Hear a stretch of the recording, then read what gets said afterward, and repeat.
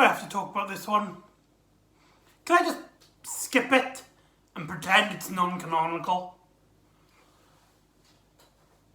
For those of you who are unaware, I always state that every single story of Classic Who has a few, if not some details that I really like that makes it an enjoyable experience. Apart from one story. And today we're going to be talking about this story. Hello and welcome back to the Doctor Who Marathon. I'm your host McEdam, and today we're going to be talking about Delta and the Bannermen. Written by Malcolm Cowell. Directed by Chris Clout. How was this thing made? I mean, there is not one single thing I like about this story in terms of it being a story. It's not even, it's so bad, it's good. It's not funny, despite it trying to be. It's not action-packed, despite many action scenes. It's just dumb.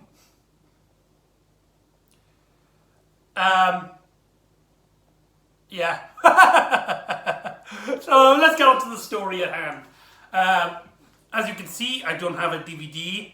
Thank goodness for that. I will get it. I will get it eventually, okay? But for now, I watched it online. So, Delta and the Bannermen is the first traditional three-parter. There have been three-parters before, mainly in the first Doctor era. However, they became very null and void up until the sixth Doctor adventure, where he had one of two Doctors. However, they didn't become like a regular thing until now. At this point now in the series, with each season of the seventh Doctor's adventures, each season would be consistent of 2 4-parters and 2 3-parters. And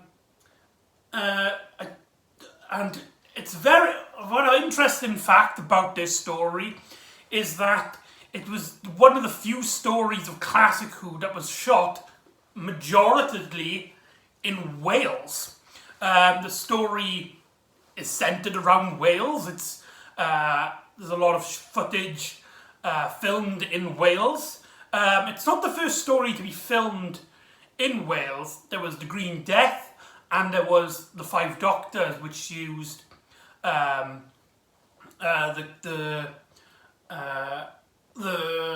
rockiness of it for the Death Zone.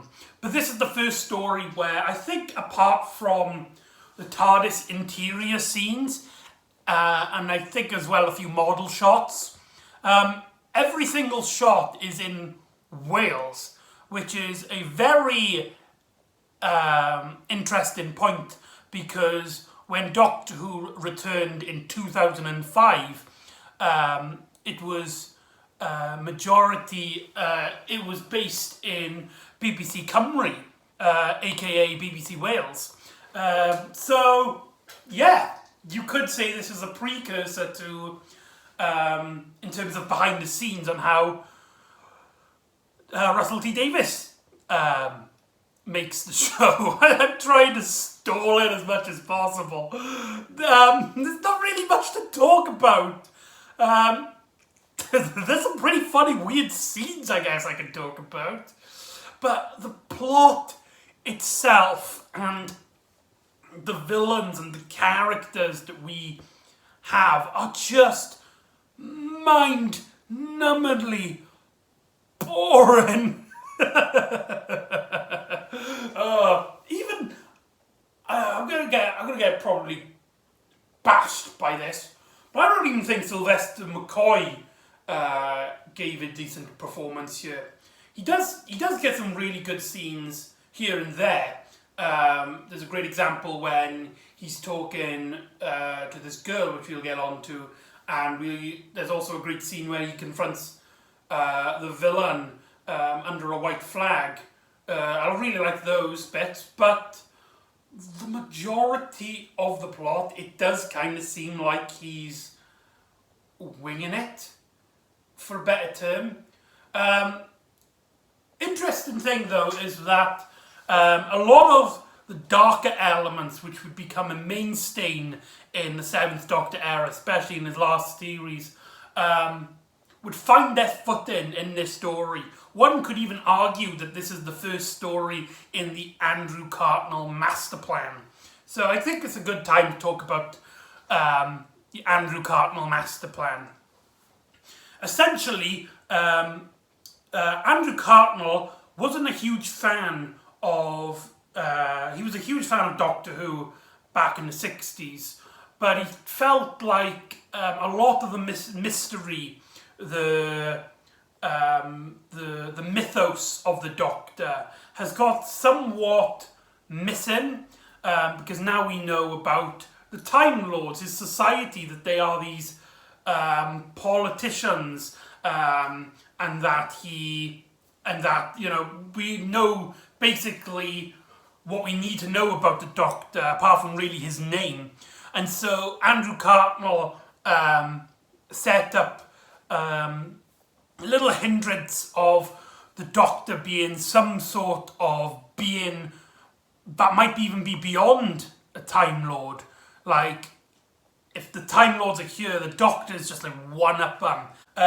And for the most part in the TV series that we see, the majority of the Cartnell master plan really derives from scenes where he becomes overly...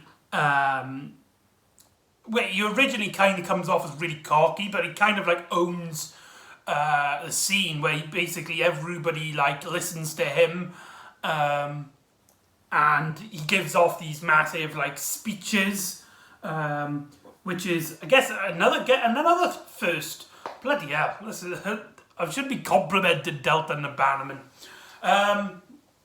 But yeah. So basically what happened was that Andrew Cartnell didn't like the idea of us knowing that the Doctor's a Time Lord, and wanted to basically imply that he wasn't. He and John Nathan Turner never actually had a plan on what he actually originally was. Later on, especially in the novels, two writers, Mark Platt and Ben Belavanki, I'm really butchering that name, the writer of Remembrance of the Daleks, they basically heard about the Cartnell master plan, and they basically added details to the idea of not having these details. Basically, from their pitch, shall we say, their Cartnell master plan, what we consider the Cartnell master plan, despite Andrew Cartnell having very little to do with it, is that the Doctor is a reincarnation of the third being in the ancient celestial Time Lord society, Rassilon, Omega, who were both Time Lords, and the other, this mysterious entity that helped Time Lords become the most powerful beings in the universe. And the other is a being that we don't actually know the race of, and he kind of like fell into this thing called the Loom, where he gets resurrected as the Doctor. And I believe it's also implied somewhere that the other is also a future incarnation of the Doctor, such a distant future that we'll never reach it. So basically the Doctor's entire life is a paradox in a way.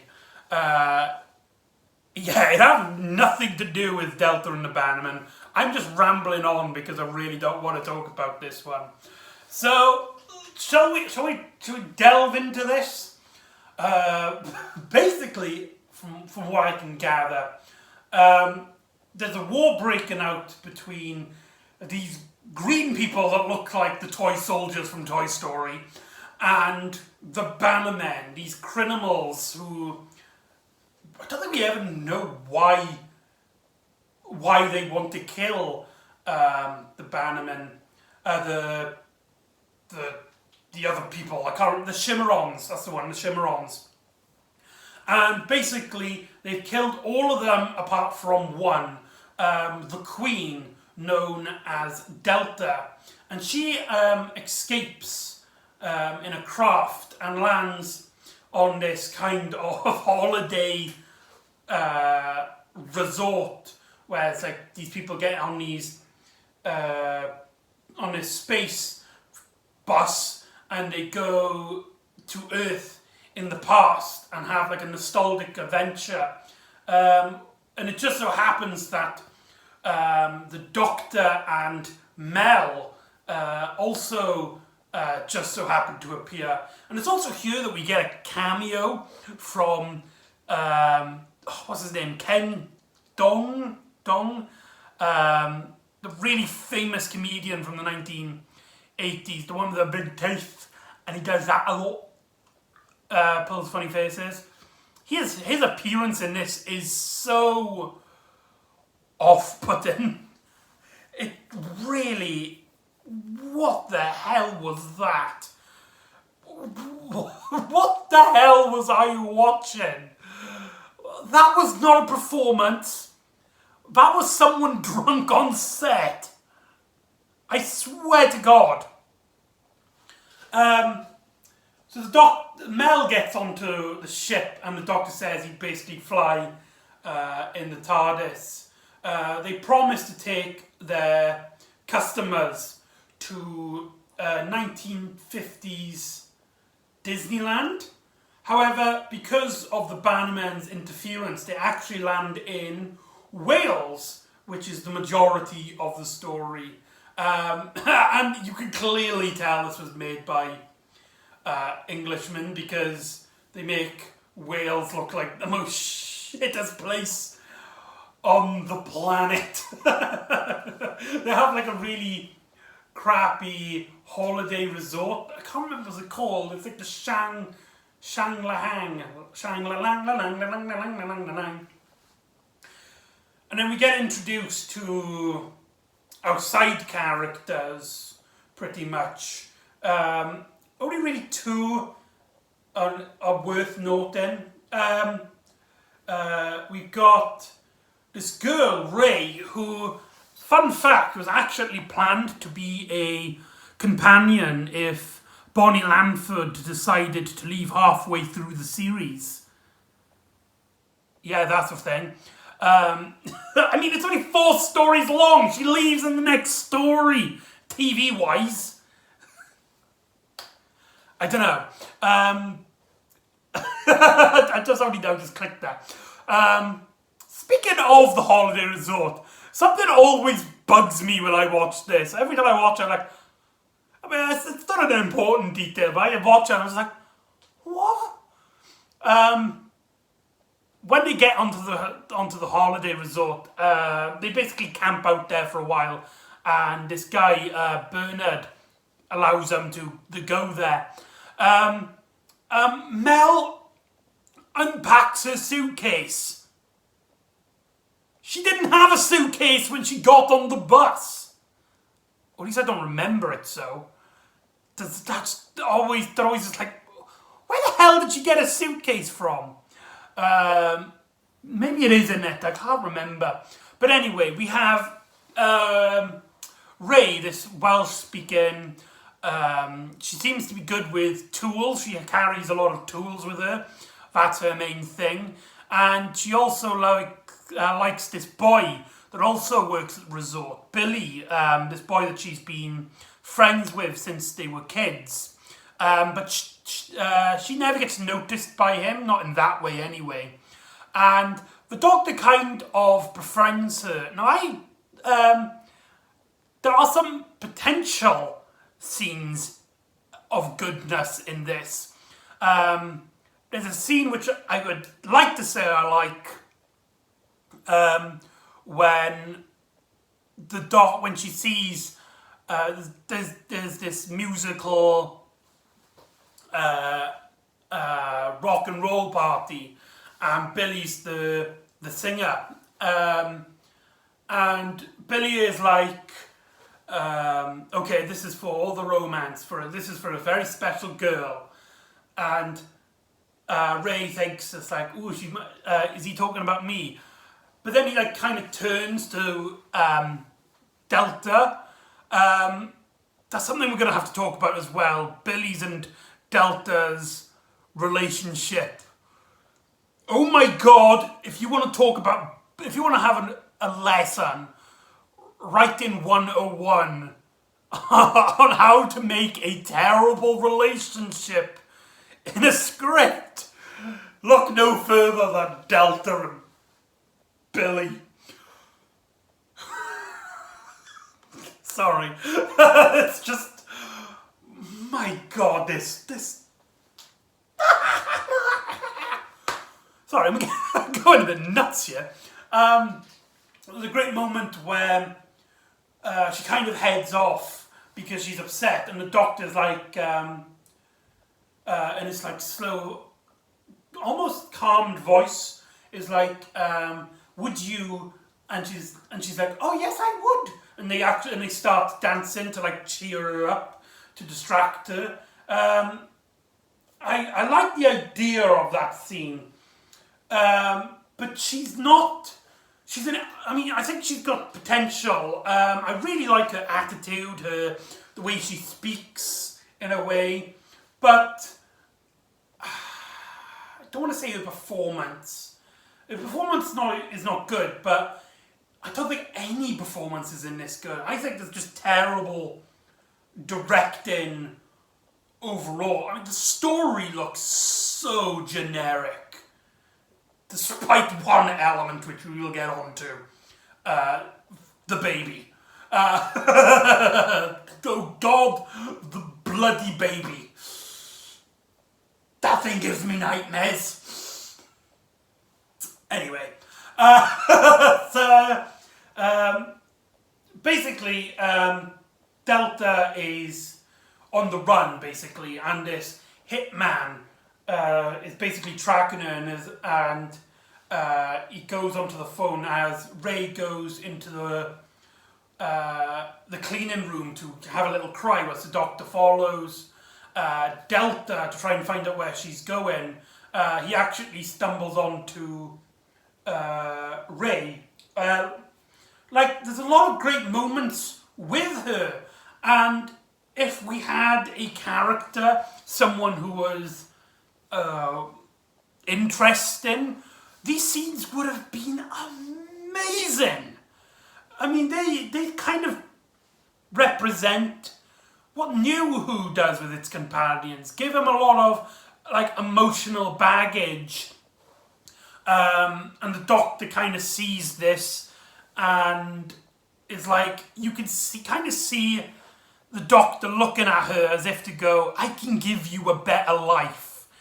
If you travel with me, I promise you, you can be so much happier.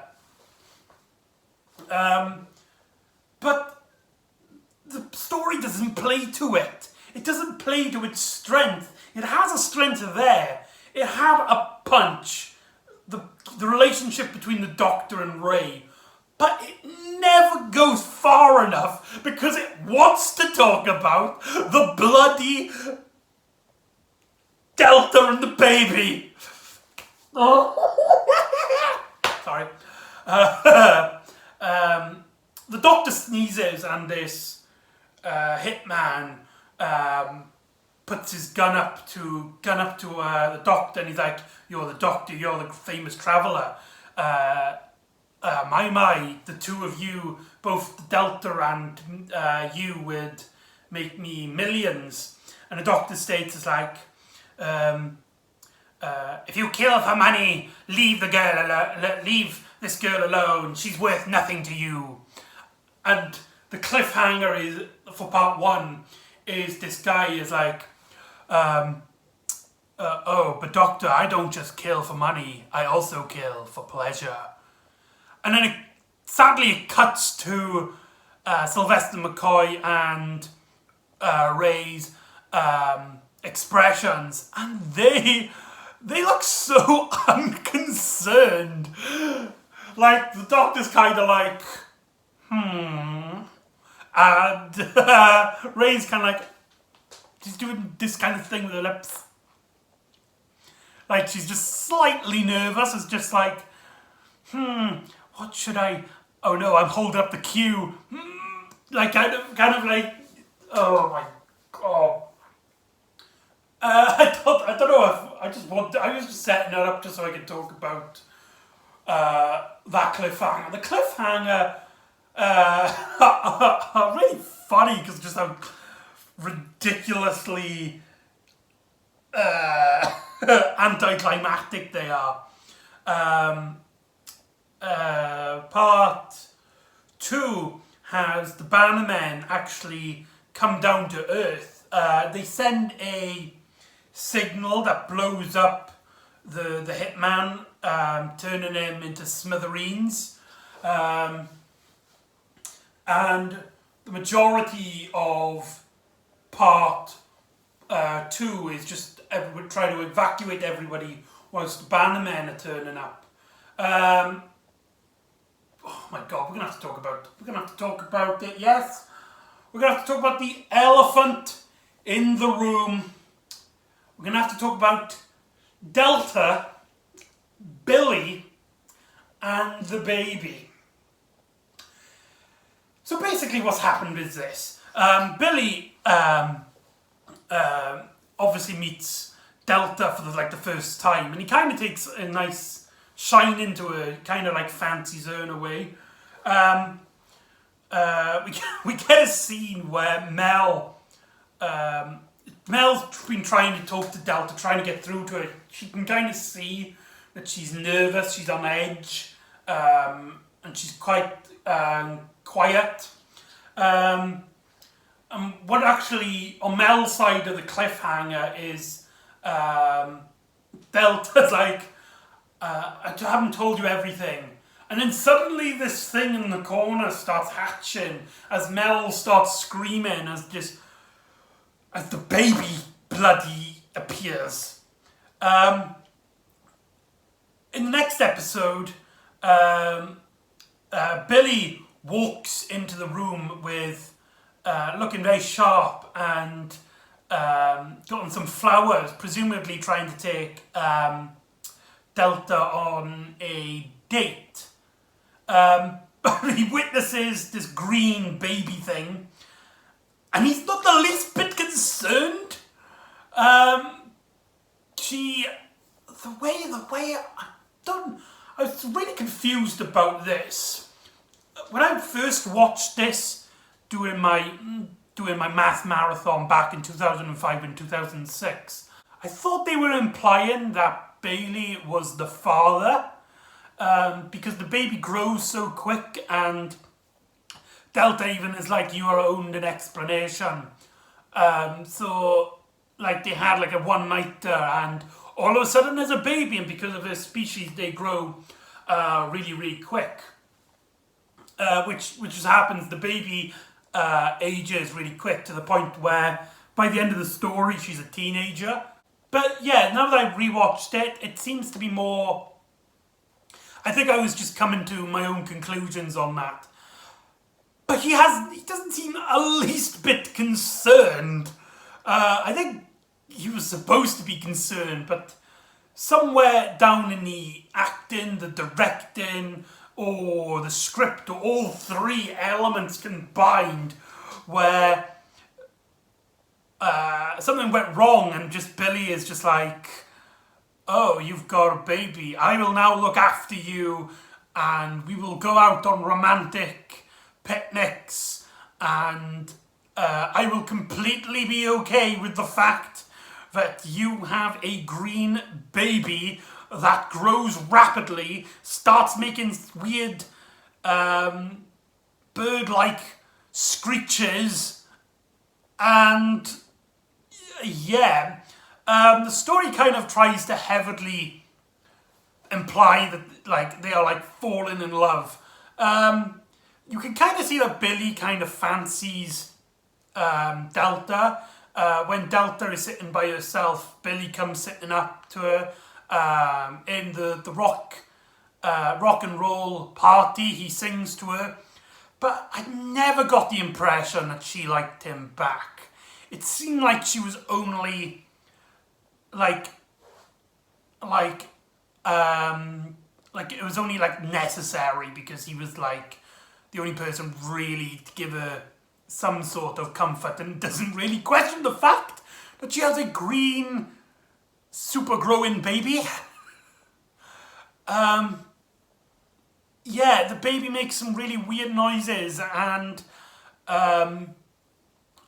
Delta also makes these kind of like injections that she kind of feeds into the baby's mouth with this green stuff, which we're gonna have to talk about again later in the video. For God's sake, I can't say this with a straight face. It's so enormous.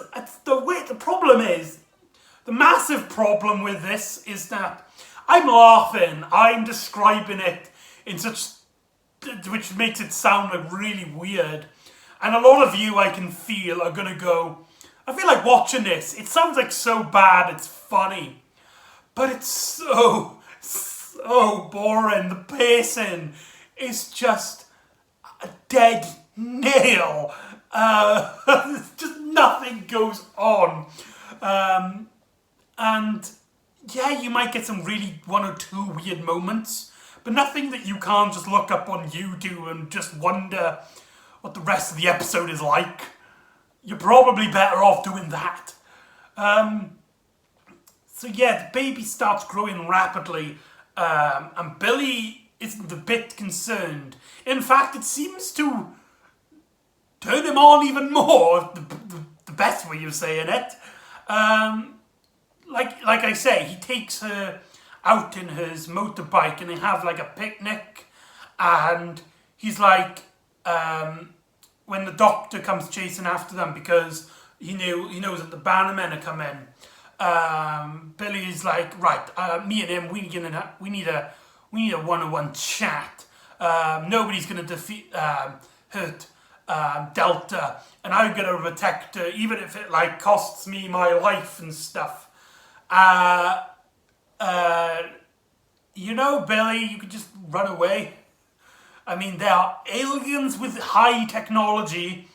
You are some punk from the 1950s.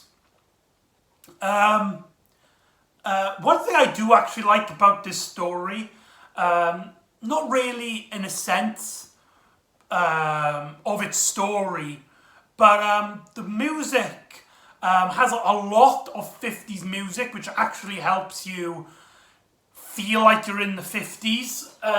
You got like Lollipop, Lollipop, they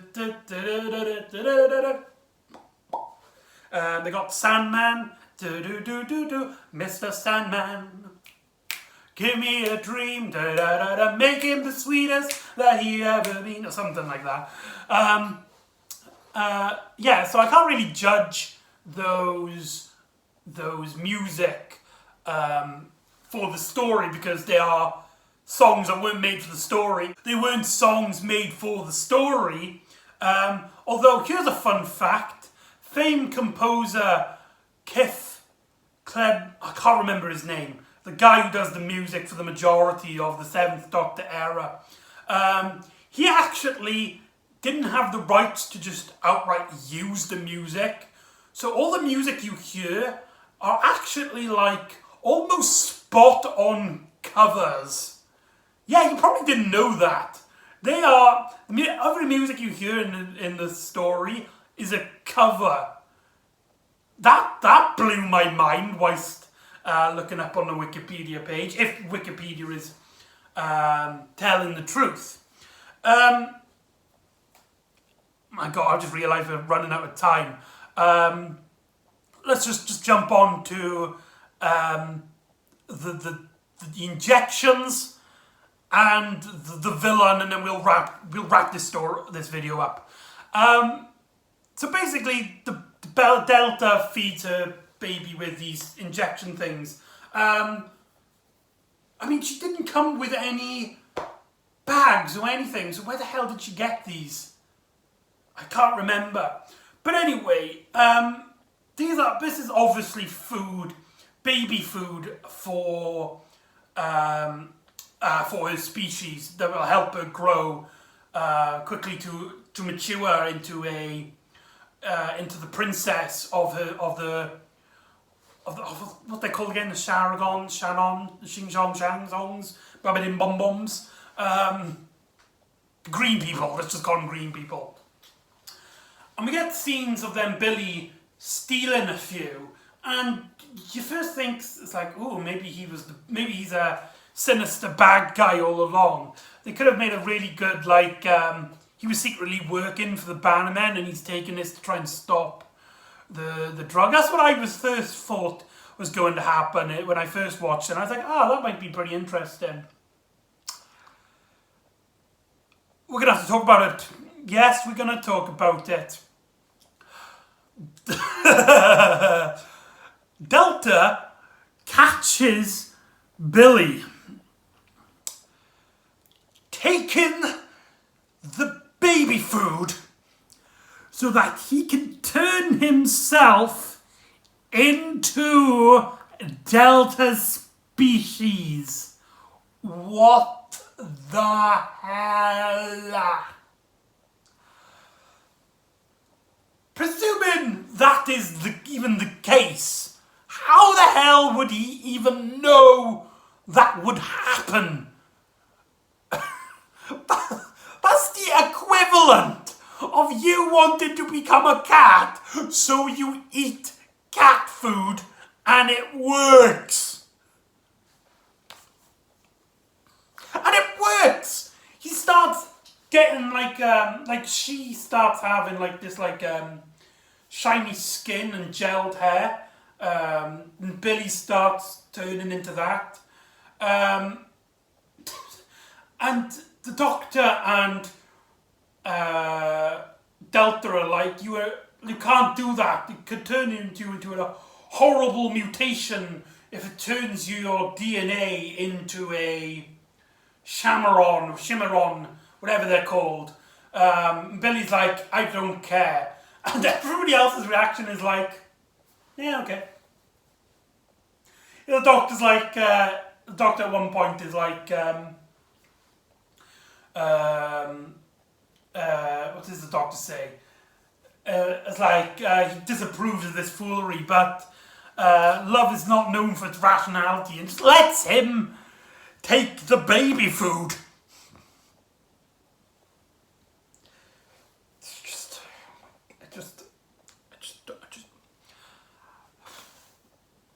I was never planning on getting so passionate about a man meeting up with a girl for what he knows for less than 24 hours, I would like to add. And not only is convinced that this woman is the woman he wants to be with for the rest of his life, not only has he convinced himself that he's going to plan to try and transform himself into their species so they can go off and live happily ever after, but he also knows somehow that eating their baby food could have easily poisoned and killed him. Does this effect, and he does it. And first of all, he does it in secret as well.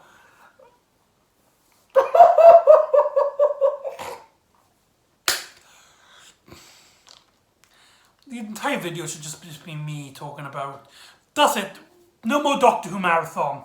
From now on, it's the marathon of Billy, the alien baby food eater. You'd watch that, would you? Wouldn't you? yeah. So we don't have a lot of time. I'm gonna have to skip a lot of details I was planning to talk about, like the two Americans. Basically, they're crap. What was the bloody point of them? They were like the worst character, the bloody B-man. Why was he there? Don't know. They kind of set up this character, this bee enthusiast, to be this, to have like the key to the solution. He has nothing to do. Like, I don't even why.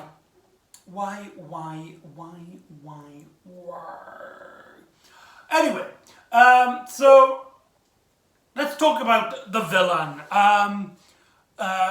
The leader, what's his name? Gavrock, which every time Sylvester McCoy says it in his Scottish accent, I always hear Davros.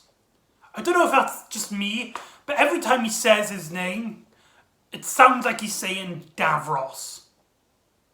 And I can see the potential of a very cool character here. He gets a lot of ruthless scenes. He actually kills the comedian right at the start of the story. He gets a few kills. Although for some reason he leaves the two annoying Americans alive for no reasons. And there's not really much to talk about him. He's just sort of, I must have the Queen. Doctor, why would I give you your life? He's just so generic. I can't name you a single thing about him, apart from the fact that when the doctor says his name, it sounds like Davros. And his henchmen wear really silly glasses. Yeah, I have nothing really to say about it. Delta and the Bannermen is easily, in my opinion, the worst classic Who story. Maybe even the worst story in the entire televised series. Although I could name a few in the new series which might earn that title. But, yeah. So Delta and the Bannermen, that's just ended there. Delta and the Bannermen, overall, makes no sense. Some creative decisions just absolutely baffle me when retroactively looking at this story. The directing, Chris Clout is probably I don't want to be really harsh to him because he's done a lot of good stuff, especially as a producer. He did a few seasons of The Bill, which I really liked. But as a Doctor Who director, he's just a very weak director. I'm sorry. He's just not good. This is his worst story that he's directed. Malcolm Clout never wrote for the series again, and I can understand why. Fun fact, in an interview with him, he actually stated he prefers the new series more, specifically the format of it, and would love to write the story for Russell T Davies, because this interview was at the time when Russell T Davies was in the showrunner chair. So that's an interesting fact. But what really kills this story, what stops it from being hilarious like Time and the Rani, what stops it being as entertaining as Paradise Towers, is that the pacing is so unignorably boring. There's probably people who like this story. I don't think I know anyone who would defend this story. But if you do, please let me know. I've probably come off way too harsh for those of you who do like the story. Please don't take this in face value. This is just my opinions. This is why I call these vlogs and not reviews, because I'm not really going into detail. I'm just stating like what I like and what I don't like. So if you like Delta the Bannermen, please let me know in the comments below. But for me, I mean, I've just spent I think it's like half an hour just telling you how much I just don't like this story. But anyway, so join me next time when we go to the audio dramas for a story I haven't listened to yet, so I can't give you, like Delta and the Bannermen, I can't give you anything. So join me next time for Red, and I'll see you next time on the Doctor Who Marathon. Ta-da!